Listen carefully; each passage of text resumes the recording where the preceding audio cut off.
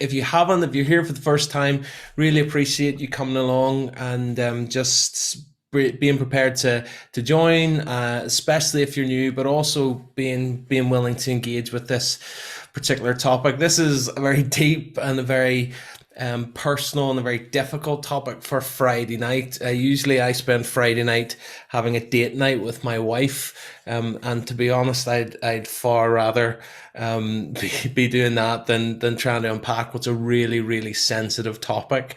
I feel like the title "Why Me" is quite appropriate because that's what I feel like asking right now, having to navigate this. But at the same time, I think it's really, really important that we do talk about it because I think the Christian message that we've been exploring and asking big and difficult questions about both this week and next week has something to say about this. And so I'm gonna hopefully share a few things about what it does say over the next 25 minutes or so. I think we need to acknowledge that we come to this topic from two different perspectives. So tonight we are asking this question: why me? Does God care about my mental health? And some of us tonight will come from this question just purely out of observation. We are aware of all the statistics, all of the facts in the news, and just the general conversation around mental health and mental well-being and the mental health crisis, particularly now that that coronavirus has had such an impact. It used to be that before coronavirus, the epidemic or the pandemic that we talked about was an epidemic of mental ill health. Now we obviously have coronavirus, but the whole way through the coronavirus story, people have been talking about not just our physical well-being, but our mental well-being. So we're kind of, some of us will be aware of it just as that kind of sort of issue that has been going on. Some of us will have friends, some of us will have family members that we love and care about who will have faced this. But also, I'm really aware that some of us will be coming at this through deep personal experience, and the why me question is a deeply personal question because mental ill health and suffering maybe in any kind of form is your experience. And right off the bat, I want to tell you that if that's you, first of all, I'm really sorry that is your experience. I also want you to know that you're not alone. There are loads of people, even on this Zoom tonight, who are dealing with this stuff. And if we're not dealing with it right now, chances are that we will deal with this in some way. I know it's a whole spectrum of experience, but we will deal with it at some point in our lives. I've dealt with this stuff myself. There's times where I still do deal with it in terms of the depression, not at a clinical level, but things like anxiety as well. And so I just want to acknowledge that and tackle this tonight with a degree of deep respect, and understand that this is a vulnerable issue for some of us. It is an issue that the Bible actually takes really, really seriously, both in the Old Testament and the New Testament. I just want to start with a story. I'm not going to sort of open the Bible and unpack this story for us.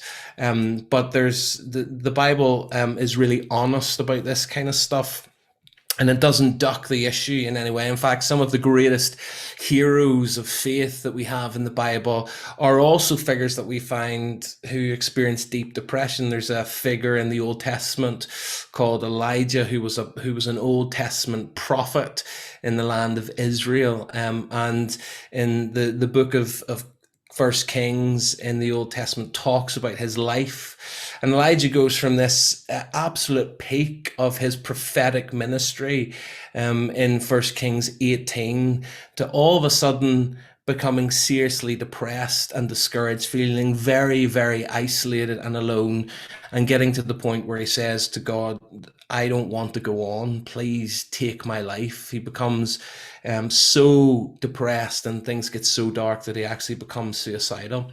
What's really interesting about a story like that is, first of all, that the Bible's really honest about the human complexity of even these great, great people who do all kinds of great exploits for God, and yet at the same time struggle deeply with their mental health. And yet the other thing that's really interesting is just to see how God engages with Elijah. He doesn't criticize him for it. He doesn't trivialize the fact that he is feeling this way. He actually begins by focusing on his physical need, because, of course, there's a physical dynamic to mental health as well. So he actually offers him something to eat and tells him to commands him to go and eat some cake, which I personally love, and it's a personal command that I like to apply when it comes to the Bible. But God then also encourages him to take rest. So God taking seriously the physical dynamics of mental health, but also then is prepared to have a conversation with Elijah and try and deal with some of his perspectives. So all that to say is that God takes this stuff seriously. And what I'm going to do over the next 20 minutes or so is not try and offer us a set of simplistic Christian answers to what is a deeply complex and a deeply personal issue. I'm just going to share some thoughts. I'm also not going to speak too specifically to the area of mental health, although this is a talk that is going to focus on that, and we are thinking about that in terms of like the application of our experience. But at the same time, one of the reasons why I don't want to do that is because I'm not. I'm not qualified in the medical and the clinical sense to speak on this. And there's definitely, as much as I think the Bible speaks into it, there's a lot of this that is actually a medical and a clinical issue. And if you haven't yet maybe are going through some of this and you haven't yet spoken to either a counselor or a friend or even a GP, there's definitely a clinical side to this. And I would encourage you to do that, just because Christians believe in forms of supernatural, even supernatural healing. They don't not believe in natural and very tangible, immediate forms of help.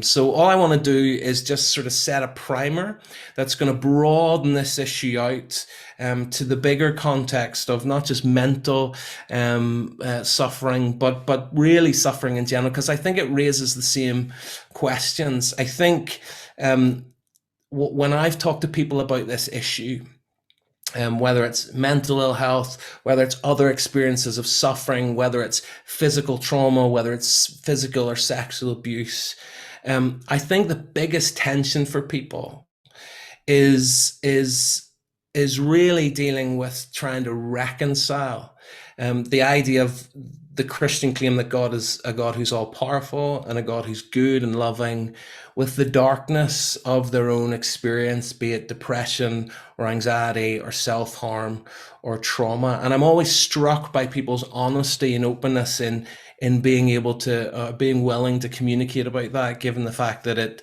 it comes from a place of deep experience. But it is, for me, and for many people that I know as a Christian, it is the hardest question of all. The problem of suffering, the problem of pain, is by far the most difficult. And it raises two questions, I think, for us. One is, if God is who Christians claim that he is, then why does he allow it?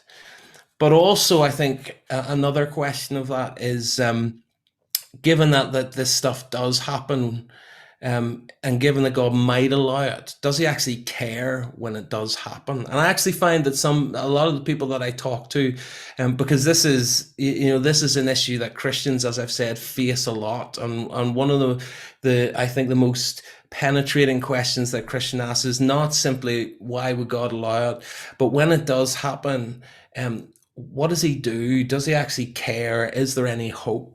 And really, it does boil down to this whole question of why, when it comes to suffering, when it comes to mental ill health, why is this allowed to happen? Why me? Why this? Why now? Why not?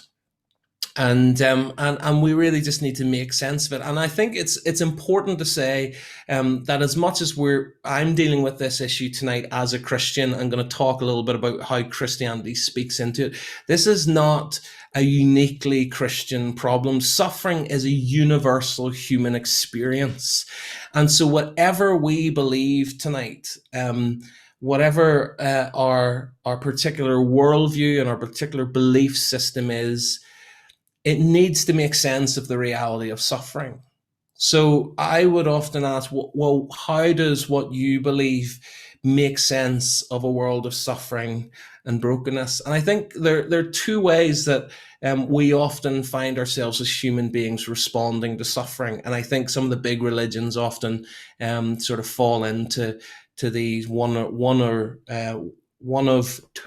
of these two categories. The first is to say, well, we make sense of it because basically suffering means that there's something wrong with me. And this is maybe an idea that is consistent with sort of Eastern religions, but it often filters into sort of ideas that just are in and around the cultural sort of just in the oxygen that we breathe in terms of ideas and stuff, even in the West. It's basically this idea of the bad stuff that happens is somehow connected to our fault, even if we can't fully see it. There is the sort of Eastern religion idea of karma that we're constantly sowing things into our reality, and whether we're aware of it or not, whether it's in this life or in previous incarnations, we've been sowing things constantly, and the bad things that happen to us are a result simply of that, of sowing bad things. And as much as that can be good in a sense as a deterrent for not treating people badly or not doing bad things to people or thinking bad things, when you think about it, it's actually quite a cruel idea, because it essentially says that the difficult stuff that happens in our lives is essentially our fault, even if we can't trace it, even if it wasn't in this life. Ultimately, this is down to our fault. There is something that is wrong with me.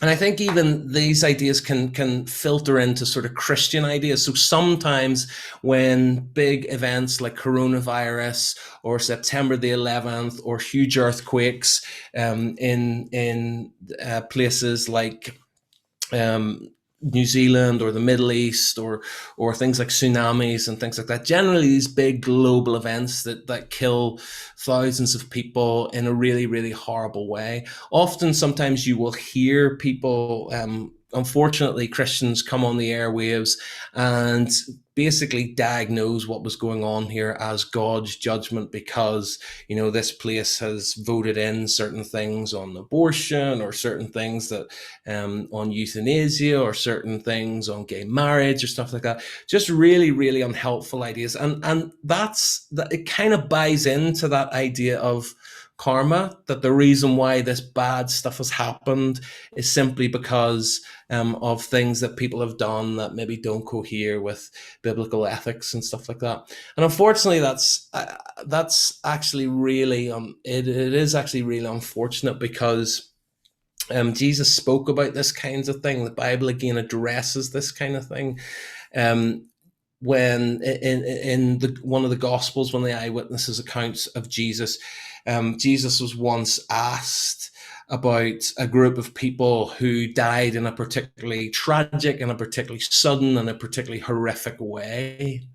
And Jesus was picking up not on survivor's guilt. You've probably heard of survivor's guilt, but basically this is what Jesus is speaking into is survivor's pride. The idea that because the people who were asking Jesus questions about this particular catastrophic event, because they didn't die that way, somehow they were superior. And the idea was that because people died in a particularly or suffered in a particularly horrendous way, then there must be something wrong with them. And Jesus said this to them. He said, do you think that these Galilean sinners, or these Galileans were worse sinners than all the other people in Galilee because they suffered in this way?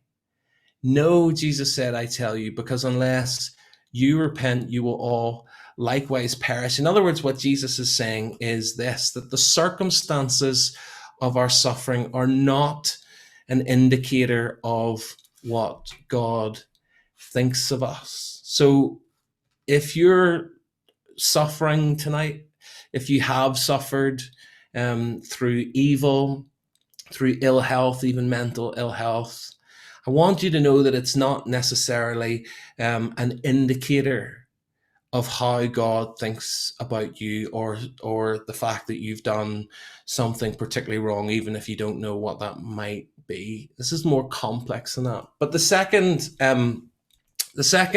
response, I think, is not to say that there's something wrong with God, or just that there's something wrong with us, but that there's something wrong with God. There's a famous philosopher from I think 300 years before Jesus, called Epicurus. And he posed an interesting dilemma when it came to this idea of how do we reconcile God and the reality of evil. And he actually said, well, it simply means that God doesn't exist, because he asked this question. He said, look, is God willing to prevent evil? But is God willing to prevent evil, but he's not able to prevent it? Epicurus says, well, then he's not all powerful the way Christians believe.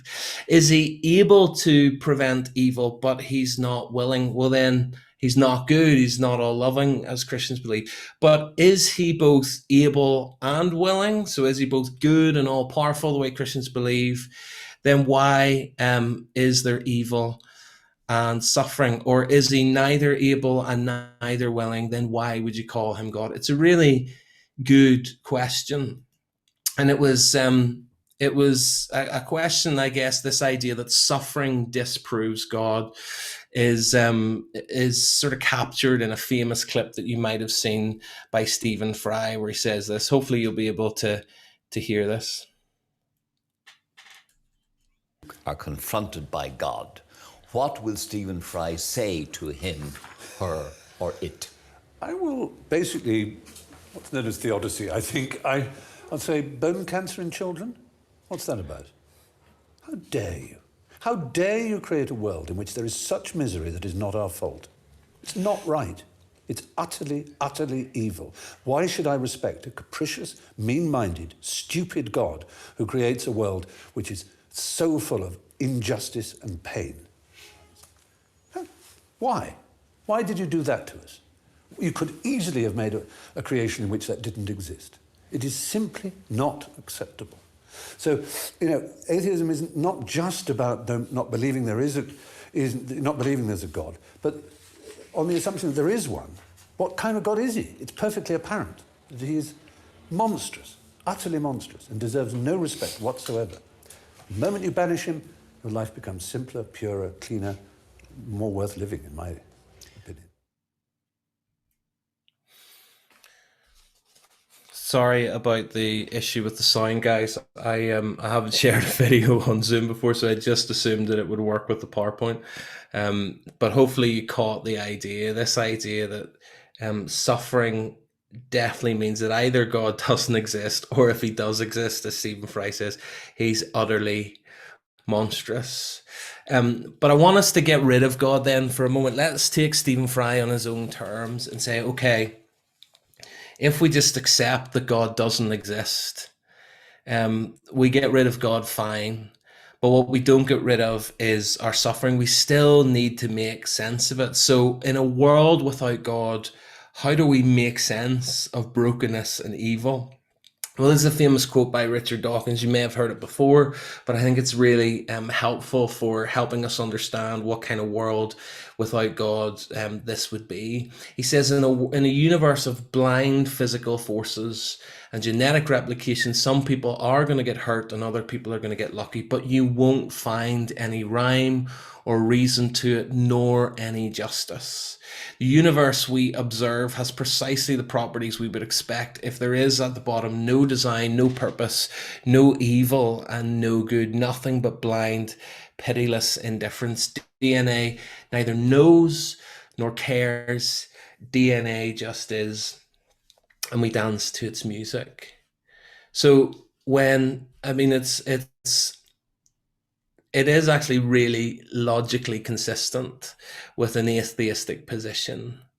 But if that's true, what that means is that some people get lucky and don't have mental ill health problems, and other people get hurt because their mental health breaks down and they end up either getting hurt or even hurting themselves. But don't look for any reason or any justice. Don't look for any explanation. When somebody is abused, or when people fly aircrafts into buildings, there's no real explanation for it. It's just DNA doing what DNA does, and we just dance to its music. Now, he says that the universe has precisely the opportunities, the properties that we would expect if there is at the bottom no design, no purpose, no evil, and no good. And in some ways, I say okay, but I think there's one thing that's been massively overlooked in all of that, and that is this: that in that universe, there are human beings, and human beings inherently look for justice. They look for rhyme. They look for reason. They look to call things evil because there's this sense in us that something has gone wrong. There is this sense that there is evil, and we ought to pursue justice for that.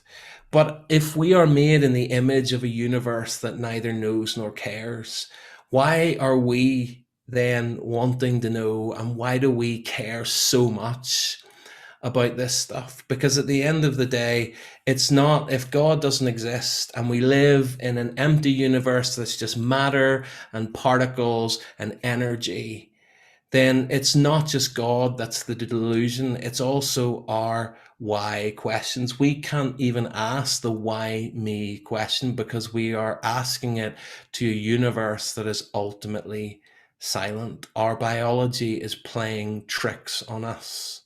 And that pursuit of justice, that sense that something has gone wrong, is a delusion. And it's actually this that helped to sort of unhinge the famous author C.S. Lewis's atheism, because he said this. He said, one of my arguments against God was that the universe seemed so cruel and unjust. But how had I got this idea of just and unjust? Because a man doesn't call a lane crooked unless he has some idea of what is straight. What was I comparing the universe with when I called it unjust? If the whole show was bad and senseless from A to Z, so to speak, why did I, who was supposed to be part of the show, find myself in such violent reaction against it? A man feels wet when he falls into water because man is not a water animal. A fish would not feel wet. Thus, in the very act, sorry, that's a typo, in the very act of trying to prove that God did not exist, in other words, that the whole reality was senseless, I found I was forced to assume that one part of the reality, namely my idea of justice, was full of sense.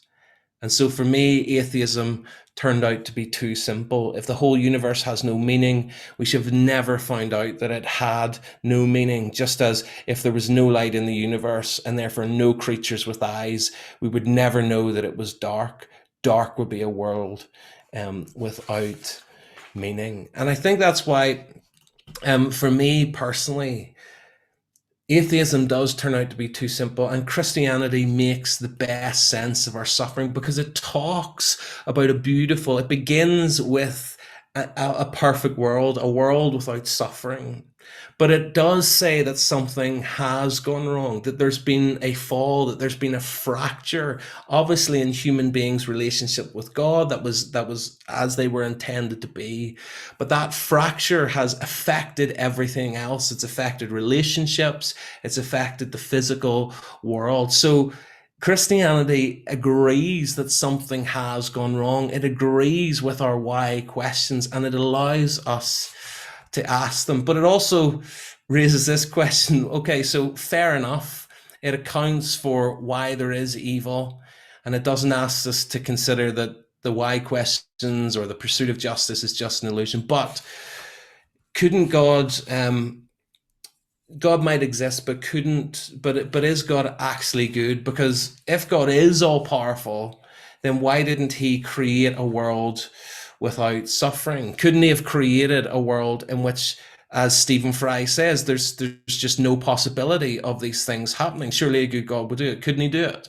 Well, the simple answer is yes, of course he could, but we need to ask another question. What sort of world would it be? This is me and my wife. Photos from a few years ago. So if you're like, boy, you've changed, or if you're like, how on earth did you get somebody so beautiful to marry you? All I can say is I pray very hard every day. But anyway, I want you to imagine that my wife Amy says that she loves me, it's meaningful. But one of the reasons why, in fact, the main reason why that it's meaningful is because I know that Amy has the potential not to love me. She sees me, she knows me, she sees my faults, and she chooses. But if Amy didn't have the choice to do that, it would actually mean that that love was meaningless because she had no option, she had no freedom to do otherwise. And I guess that's not just a Christian idea. That's an idea that famous atheist Aldous Huxley wrote in Brave New World when he created the Brave New World to explain what would it be like if all of our ambitions for a world without pain and suffering, a world that exists to simply make people happy all the time, what would it be like? And of course, we assume that that would be a great world, but the Brave New World is not a beautiful world. It's not the kind of world that we want to live in. It's a dystopia. Why?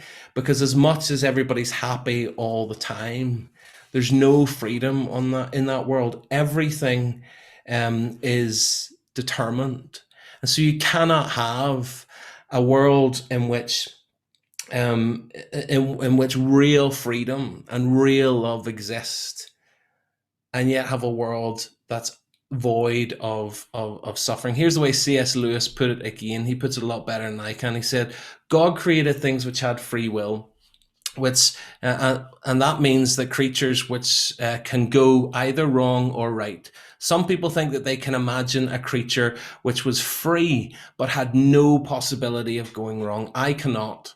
If a thing is free to do good, it is also free to do bad, and free will is what has made evil possible. Why then did God give them free will? Well, because free will, though it makes evil possible, is also the only thing that makes possible any love or goodness or joy worth having.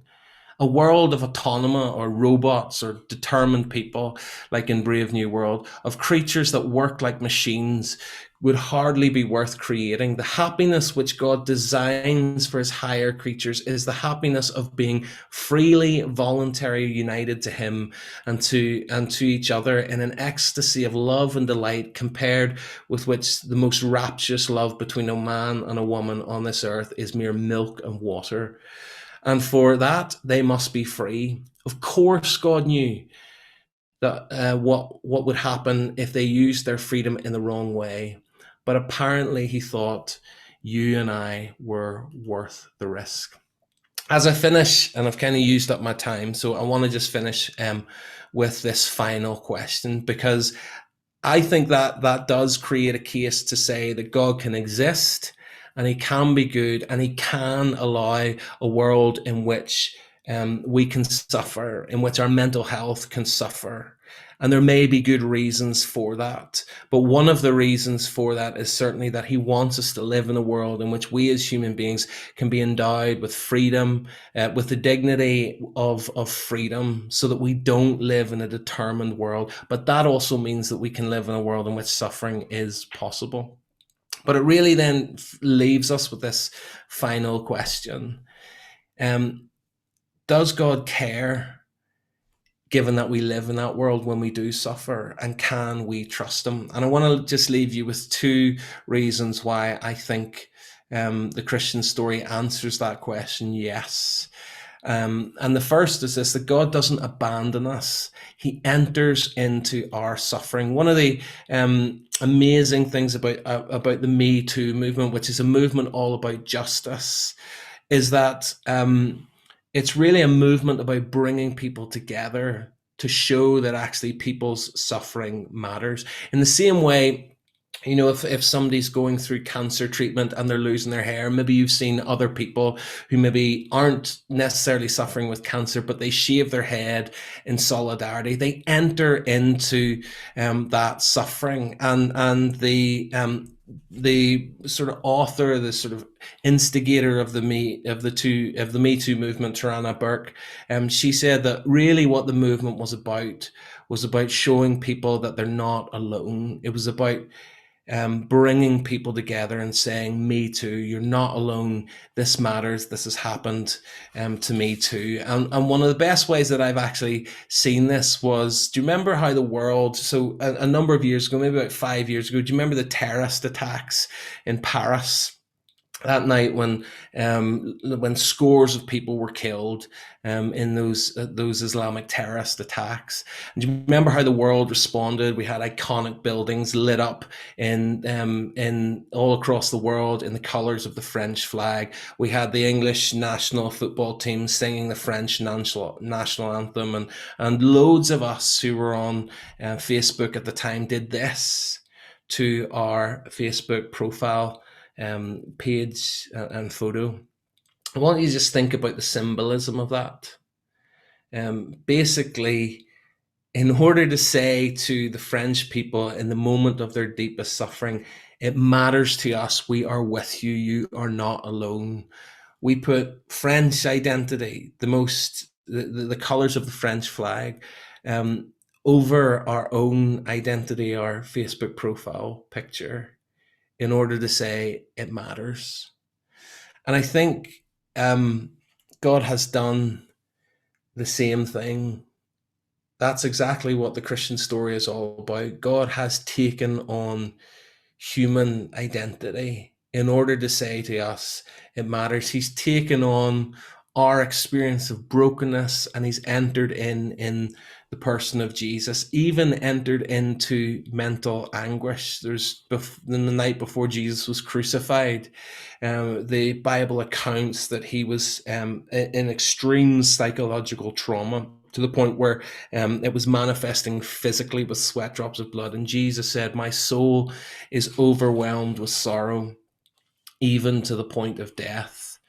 So if you've ever felt like that your soul or your mind is overwhelmed with sorrow, even to the point of death, know that Jesus has felt it as well. And finally, the other reason why I think God can be trusted is because the Christian God offers us an unshakable and ultimate hope over our suffering. It is human to hope, and often the way that we respond to hope or respond to tragedy is by seeking for hope that suffering is not the end of the story. When those terrorist attacks occurred at the Ariana Grande concert, don't know if you noticed in the benefit concert that happened a number of weeks later, so many of the songs that night were about hope. "Don't Dream It's Over" by Crowded House, or "Somewhere Over the Rainbow," or even in the pandemic, "You'll Never Walk Alone."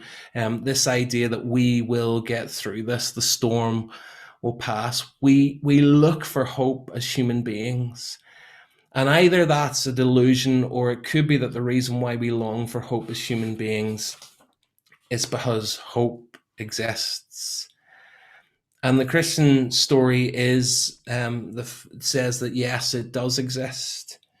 And that's all centralized in the resurrection of Jesus. That actually even the darkest of suffering, death itself, does not have to be the end of the story, because it wasn't for Jesus. And we can go into the evidence for that in the Q&A. But suffering in the Christian story is not the end of the story. In fact, like Samwise says in the Lord of the Rings, and with this I'll finish, he says, "Gandalf, I thought I was dead, and I thought everyone was dead, but I'm not." And then he asks this, is everything sad going to come untrue? That is the hope that Christianity offers. It doesn't ask us to live in a world without sadness, but it does say that sadness is not the end of the story. It doesn't answer every why question, but it does give us a solid basis for saying that God can be trusted with our pain, and Christianity offers the best basis for real hope in a world that often makes us ask, why me? So I'll leave it there.